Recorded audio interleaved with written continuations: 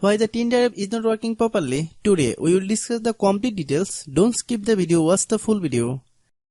Hello guys, and welcome back to my YouTube channel Shaem Tech Video. Today I will discuss how to fix Tinder app swipe don't work. I have a request. If you are new to channel, please subscribe and stay with us. Open settings. Open the date and time settings.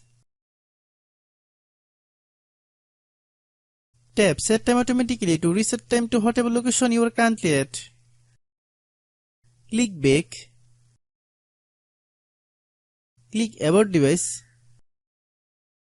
Click storage. Then click clean up. Click clean. Click back. Click apps. Click app management. Find Tinder app. Click Tinder app. Click storage use. Click clear cache. Then click clear data.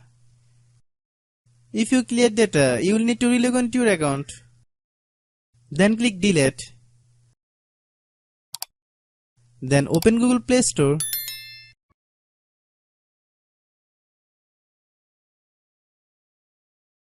Then search Tinder app. Click Tinder app.